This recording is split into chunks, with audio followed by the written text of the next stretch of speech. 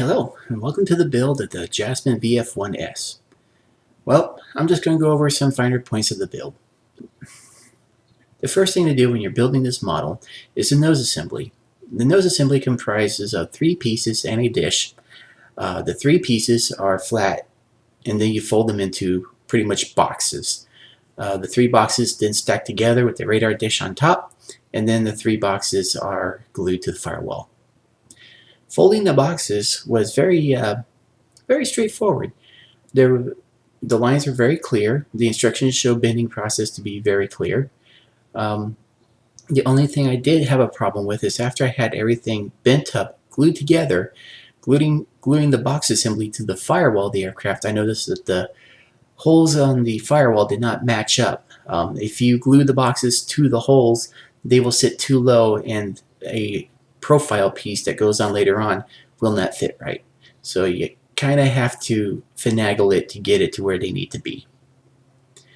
Other than that, the overall build was pretty much straightforward and actually very rewarding. You pretty much are just doing a very simple form of metal origami. Next step is to install the cockpit side panels. The side panels interlock with the ribs that were installed earlier in the fuselage build.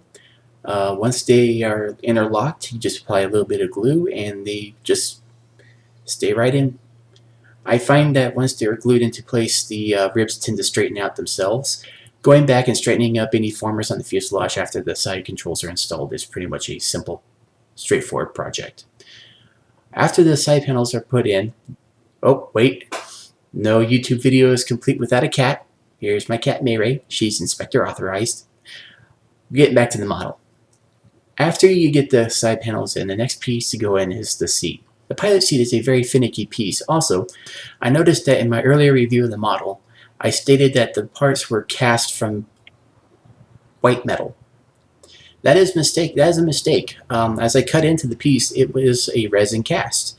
Also, it is painted in a oil metallized paint, which has a very distinctive smell to it. I think most people would recognize it as Krylon. But other than that, that was the only major thing I noted. Getting back to installing the seat. It is a very finicky piece, and getting it in is quite difficult. I ended up knocking off the firewall in the process. The seat is required to go underneath the control panel. There's a little piece that juts out and it interlocks with the seat. So just keep that in mind when trying to get that piece to interlock with the seat. You might knock off the firewall.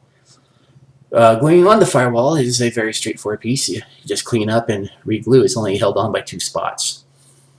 Once the seat is installed, there is an accessory box that goes in behind it. It interlocks with 3 other fuselage forms, and that completes the cockpit assembly.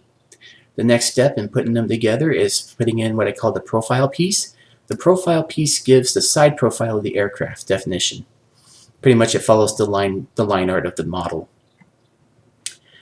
After everything is said and installed, the only thing that's left are the little ribs for the head pass-through hatch. I find that installing them while the model was upside down was the most advantageous. If you try to do it when the model's just sitting on the table upright, once you glue them in, they'll just fall right out of the grooves and into the model. So doing it upside down, holding the fuselage upside down, helps keep everything in place. Also, leave the model upside down while those parts are setting. And then once everything is set, you just go through and straighten it out. The one thing I did not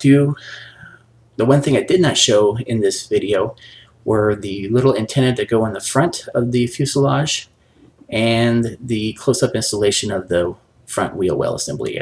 I'm sorry, I did most of that on camera, and that was my bad. Well, I hope you enjoyed this little overview and my voiceover. Be sure to like and subscribe and help me out.